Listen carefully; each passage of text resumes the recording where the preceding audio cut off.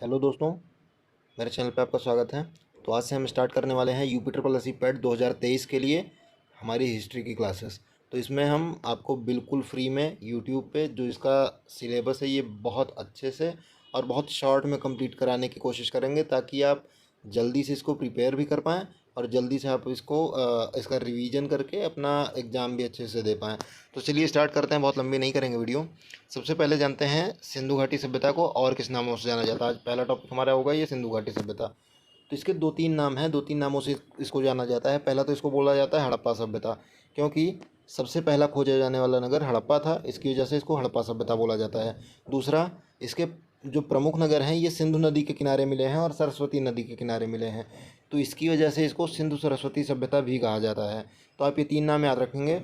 इसके बाद में सबसे पहले इस जगह के बारे में जानकारी 1826 में चार्ल्स मैसन ने दी थी। सबसे पहली जानकारी ये चार्ल्स मैसन ने दी थी। यहाँ पे वो विज़िट करने आए थे, उन्होंने देखा था तो उनको लगा था कि हाँ, यहाँ पे एक सभ्यता हो सकती है। इसके बाद इस जगह का पहली बार सर्वेक्षण अगर किसी ने किया था तो वो थे अलेक्जेंडर कनिंघम। अलेक्जेंडर कनिंघम ने 1856 में यहाँ का अच्छे से सर्वेक्षण किया था। वो 1861 में एएसआई की स्थापना होती है, आर्कोलॉजिकल सर्वे ऑफ इंडिया, भारतीय पुरातत्व सर्वेक्षण जो था उसकी स्थापना होती है, और ये उसके हेड बनते हैं अलेक्जेंडर कनिंघम। इसके बाद में काल निर्धारण की बात करते हैं, तो काल निर्धारण के बारे में इस सभ्यता का काल जो है जॉन मार्शल ने बोला था कि ये 3250 से 2750 बीसी के आसपास की वो है सभ्यता, यानी 3250 से 2750 बीसी के आसपास की।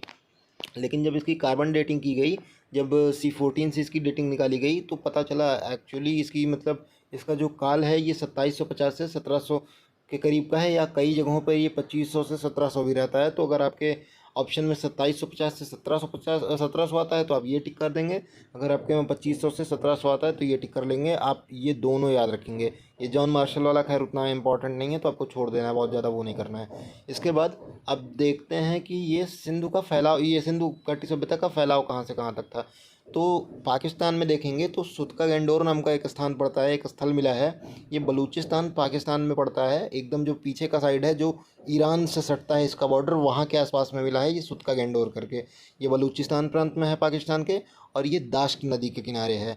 उसके बाद में जब एकदम पूर्वी पार्ट की बात करेंगे, सबसे पूर्व वाला हिस्सा देखेंगे, तो इसके पूर्व में है ये आलमगीरपुर। ये अपने उत्तर प्रदेश में मिला हुआ है और ये हिंडन नदी के किनारे मिला है।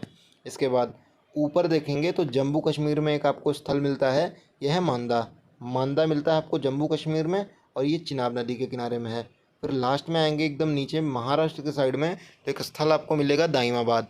ये प्रवरा या गोदावरी नदी के किनारे है। एक्चुअली प्रवरा जो है ये गोदावरी की सहायक नदी है, लेकिन अक्सर ऑप्शन में गोदावरी ही रहता है, तो आप अगर गोदावरी आएगा तो ठीक है, वरना प्रवरा मार दीजिएगा।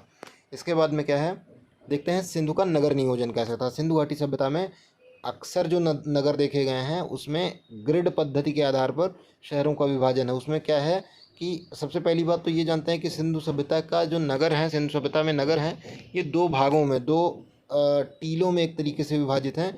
एक ऊंचा वो होता था, एक नगर का ऊंचा भाग होता था और एक निचला भाग होता था। ऊंचा भाग जो होता था ये पश्चिमी होता था, इसको दुर्ग वाला भाग बोलते हैं। और पूर्वी भाग में क्या होता था, ये निचला भाग होता था, और इसमें सामान्य जनता रहती थी। दुर्ग वाले में जो पुरोहित वर्ग था, जो व्यापारी वर्ग था, जो धनी समृद्ध वर्ग था, वो रहा करता था। एक चीज़ याद रखनी है आपको कि धौलावीरा में ये तीन वो मिले हैं, ये तीन पार्ट्स मिले हैं। एक पार्ट जो है वहाँ के सैनिकों के लिए भी था, तो ये आप अलग से याद रखेंगे। इसके बाद में सिंधु घाटी सभ्यता में जो ईंटें मिली हैं ये कच्ची भी मिली हैं और पक्की भी मिली हैं। इसमें 4:1 के रेशियो में ईंटों का वो है, रेशियो है, ईंटों का आकार जो है ये 4:1 के रेशियो में है। और अब इसमें देखेंगे कि ये इस तरीके से कुछ घर हुआ करते थे, इसको बोलते हैं ग्रिड पद्धति। ग्रिड पद्धति का मतलब है कि जो दोनों साइड से जहाँ पे घर, ये घर बने हुए होंगे, उसके आसपास में आप देखेंगे कि ये बड़ी सड़कें किनारे से गई हुई हैं, और उसके आसपास में ऐसे छोटी छोटी सी ऐसे सड़कें गई हुई हैं। ये छोटी सी सड़क गई हुई है, पतली सी, ये दोनों सड़कों को आपस में कनेक्ट कर रही होगी, और इस दोनों के बीच में जो है ऐसे घर होंगे। इनके दरवाजे जो हैं मेन सड़क, ये मुख्य सड़क है, मुख्य सड़क की तरफ नहीं होंगे, ये छोटे सड़कों की तरफ होंगे। तो इस तरीके का नियोजन जो है, इस तरीके का नगर नियोजन, ये ग्रिड पद्धति वाले घर, ये आपको सिंधु घाटी सभ्यता में देखने को मिलते हैं। इसके बाद देखते हैं कुआं। तो कुआं आपको लगभग हर घर में एक कुआं देखने को मिलता है। सड़कें यहाँ पे आप जैसे देख सकते हैं, ये 90 डिग्री पे ही इसकी सड़कें मिलेंगी। तो इसकी सड़कें एकदम सीधी होती थी, एकदम सीधे तरफ की। इसके बाद ये दरवाज़ा इसमें छोटी सड़कों की तरफ का होता था। इसके बाद नाली जो होती थी सिंधु घाटी सभ्यता में, ये बहुत नाली वाली, ये जो ड्रेनेज सिस्टम था सिंधु घाटी सभ्यता का, ये वर्ल्ड की सारी सभ्यताओं में बहुत आदर्श सा देखने को मिलता है। बहुत अच्छी ड्रेनेज सिस्टम यहाँ पे देखने को मिलती है। तो और सबसे अच्छा सिंधु सभ्यता में भी अगर देखा जाए तो ये गुजरात का जो एक नगर हमको मिला था धौलावीरा करके, वहाँ पे देखने को मिलता है, क्योंकि यहाँ पे लकड़ी की नाली मिलती है और काफ़ी अच्छी जो है नाली व्यवस्था यहाँ पे देखने को मिलती है। इसके बाद देखते हैं शौचालय। तो यहाँ पर शौचालय भी देखने को मिलता है हर घर में। इसके बाद यहाँ पर बहुत सारे सामूहिक भवन देखने को मिलते हैं, स्नानागार, अन्नागार, सभागार। इस सब के बारे में भी हम आगे इस उसमें चर्चा करेंगे। स्थल जैसे जैसे आते जाएंगे उस हिसाब से मैं बताता जाऊँगा कि कहाँ पे क्या मिला है। तो सबसे पहले हम देखते हैं, पहला स्थल है हमारा हड़प्पा। ये पहला खोजा जाने वाला स्थल था और इसी से हमको आइडिया हुआ कि हाँ, यहाँ पे एक एक विकसित सभ्यता मतलब इस क्षेत्र में निवास करती है। आगे आने वाले स्थलों के साथ ये और भी स्पष्ट होता गया। तो ये पाकिस्तान के पंजाब प्रांत में मिलता है। ये रावी नदी के किनारे है और इसके खोज करने वाले थे दयाराम साहनी। दयाराम साहनी ने इसको 1921 ईस्वी में खोजा था। और यहाँ पे कई सारी चीज़ें मिली हुई हैं हमको, जैसे कि यहाँ का विशाल अन्नागार मिला है, यहाँ पे कांसे के दर्पण मिले हुए हैं, यहाँ पे ये R37 का मिला हुआ है और श्रमिक आवास। अब आप कंफ्यूज मत हों, ये R37 असल में एक कब्रिस्तान है जहाँ पे कब्रें दफनाई जाती थी। तो ये R37 क्या है, कब्रिस्तान है, ये आप याद रखेंगे, इसमें कंफ्यूज नहीं होना है। इसके बाद में आगे बढ़ते हैं तो दूसरा नगर हमारा है, यह है मोहनजोदड़ो करके। तो मोहनजोदड़ो में ये पाकिस्तान के लरकाना प्रांत में मिला हुआ है मोहनजोदड़ो, और ये सिंधु नदी के किनारे है। ये जस्ट हड़प्पा के अगले साल यानी कि 1922 में राखलदास बनर्जी के द्वारा खोजा गया था। और यहाँ पे स्नानागार मिला हुआ है। स्नानागार यानी कि स्विमिंग पूल आप कह सकते हैं। और ये है कांसे की मूर्ति। तो यहाँ पे एक नर्तकी की कांसे की मूर्ति मिली हुई है, वो भी नग्न। इसके बाद में एक पुरोहित वाली मूर्ति मिली हुई है। आप लोग अगर बचपन में अपने अपनी 6th 7th की जो NCERT की बुक है वो अगर देखी होगी तो उस पर एक दाढ़ी वाले उसकी एक मूर्ति मिली हुई है जो थोड़ी सी फूटी हुई है। बहुत फेमस मूर्ति इसके संबंध में मानी जाती है, सिंधु घाटी सभ्यता के संबंध में। तो कुछ लोग कहते हैं कि वो पुरोहित थे, कुछ लोग उनको दाढ़ी वाले महादेव के नाम से भी बोलते हैं। तो आप इसको याद रखेंगे कि ये मूर्ति जो है मोहनजोदड़ो में देखने को मिलती है। यहाँ पे महाविद्यालय के साक्ष्य मिलते हैं और एक श्रृंगी पशु का मुद्राओं पर चित्र मिलता है। एक सींग वाले पशु का जो यहाँ की मुद्राएं थी उस पर चित्र देखने को मिलता है। इसके बाद में फिर देखते हैं अगला स्थल। तो अगला स्थल है हमारा लोथल, अहमदाबाद। ये जो है ये भोगवा नदी के किनारे मिला है और इसके खोजकर्ता थे रंगनाथ राव। रंगनाथ राव ने इसको 1957 में खोजा था। इसके बाद में देखते हैं यहाँ पे चीज़ें क्या मिलती हैं। तो यहाँ पे हमको मिला था सबसे पहले पत्तन। पत्तन का मतलब होता है पोर्ट। जो सी पोर्ट्स होते हैं जहाँ पे जहाज़ें आती हैं और अपना माल खाली करती हैं, यहाँ से जहाज़ें सामान लेके जाती हैं, समुद्री जहाज़ें, उनको बोलते हैं पत्तन या गोदीवाड़ा। तो वह ये जो है ये पत्तन ये लोथल में मिला है। और आपको ये पक्की बात, ये क्वेश्चन बने भी हैं और पूछ भी सकता है कि सिंधु घाटी सभ्यता का पत्तन यानी कि पोर्ट जो है, सी पोर्ट, ये कहाँ पे मिला हुआ है, बंदरगाह कहाँ पे मिला हुआ है। तो ये लोथल में मिला हुआ है। यहाँ पे आपको चावल के साक्ष्य मिलते हैं, यहाँ आपको अग्निकुंड के साक्ष्य मिलते हैं, यहाँ से आपको हाथी दांत मिलता है, 3 युगल समाधियाँ मिलती हैं, घोड़े की मिट्टी की मूर्ति मिलती है, घोड़े की हड्डी भी मिलती है। यहाँ पे आप ये याद रखेंगे कि यहाँ पे घोड़े की हड्डियाँ भी मिली हुई हैं। और शतरंज के साक्ष्य मिले हुए हैं। जो शतरंज जो आज मॉडर्न टाइम में हम चेस खेलते हैं, ये इंडिया में ही खोजा गया था। और इसका सबसे बड़ा प्रमाण ये सिंधु घाटी सभ्यता में मिले हुए शतरंज के प्रमाण हैं। तो ये इससे पता चलता है कि ये शतरंज भारत में खोजे गए थे। इसके बाद में फिर आता है कालीबंगा। ये अगला स्थल है, ये हनुमानगढ़ राजस्थान में पड़ता है और ये घग्गर नदी के किनारे में है।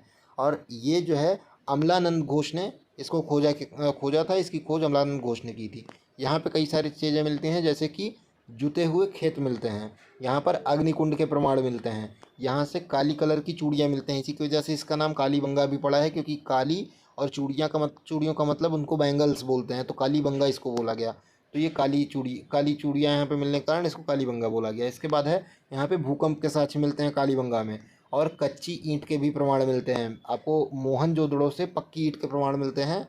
मैंने यहाँ पे लिखा नहीं है, लेकिन आप याद रखेंगे कि यहाँ से पक्की ईंटों के प्रमाण मिलते हैं। आपको कच्ची, हालांकि कच्ची ईंट ज़्यादा पूछा जाता है, तो कच्ची ईंट के प्रमाण जो हैं ये कालीबंगा से मिले हुए हैं। तो अगला स्थल हम लोग देखते हैं, तो यह है राखीगढ़ी, ये हिसार जिला हरियाणा में पड़ती है। तो ये स्थल भी आपको घग्गर नदी के किनारे मिलेगा और इसके खोजकर्ता थे ये सूरजभान। और ये भारत में इसका सिंधु घाटी सभ्यता का सबसे बड़ा स्थल है और यहाँ से हमको ताम्र उपकरण देखने को मिलते हैं। हालांकि ये करंट का भी एक टॉपिक है, करंट में भी आप लोग याद रखेंगे कि राखीगढ़ी को जो है, राखीगढ़ी में एक सिंधु घाटी सभ्यता का अब तक का सबसे बड़ा संग्रहालय बनने जा रहा है, ये प्रस्तावित है, ये एक योजना रखी गई है। इसके बाद में फिर देखते हैं अगला स्थल, तो ये है चन्नू दड़ो। ये चन्नू दड़ो जो है ये पाकिस्तान के सिंध प्रांत में मिलता है और ये सिंधु नदी के किनारे है। ये जस्ट आप जैसे वो देखेंगे, हड़प्पा देखेंगे, तो हड़प्पा के जस्ट आगे वाला शहर जो है ये चन्नू दड़ो आपको मैप में मिलेगा। ये सिंधु नदी के किनारे है और इसके खोजकर्ता थे अरमेस्ट मैके और मजूमदार। यहाँ पे आपको मनके का कारखाना मिलेगा। मनके का अर्थ होता है जो वहाँ की एक तरीके से कह लें कि जो मालाओं में मोती टाइप के डलते थे उसको मनके बोलते थे। वो डिजाइनर मोती टाइप के बनते थे या कुछ फ्लैट सिक्के टाइप के बनते थे, उसमें से क्या बोलते हैं, धागे निकाल के और उसकी माला बनाई जाती थी, तो उस टाइप के मनके बनते थे। ये कॉइन्स के तौर पे भी यूज हुआ करते थे ये मनके। तो ये मनके का कारखाना आपको ये चन्नू दड़ों में मिलेगा। इसके बाद जितने भी यहाँ पे सिंधु घाटी सभ्यता में आपको जितने भी मेकअप के सामान मिले हैं, जैसे कंघा हुआ, लिपस्टिक हुआ, काजल हुआ, ये सारी चीज़ें आपको चन्नू दड़ों से मिलती हैं। तो ये बिल्कुल याद रखेंगे आप लोग कि जितनी भी मेकअप के सामान मिले हुए हैं ये सारे चन्नू दड़ों से मिले हैं। इसके बाद हमारा अगला स्थल है, यह बनावली, ये हिसार जिला हरियाणा में पड़ता है और ये सरस्वती नदी के किनारे मिला हुआ है। इसके खोजकर्ता आपको याद रखने की ज़रूरत नहीं है। यहाँ पे हमको मिट्टी के खिलौने वाले हल मिले हैं। यहाँ पे आपको ये पूछ सकता है कि मिट्टी के खिलौने वाले हल आपको कहाँ से मिले हुए हैं, तो बनावली से। आप इसमें बिल्कुल कंफ्यूज नहीं होंगे। आपको बनावली हरियाणा से, हिसार हरियाणा से मिट्टी के हल मिलते हैं और कालीबंगा से आपको जूते खेत मिलते हैं। ये दो अलग अलग चीज़ें हैं, तो आप ये याद रखेंगे।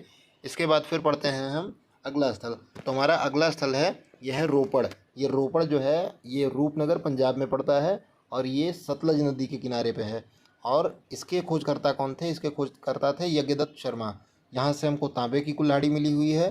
अगला स्थल है रंगपुर।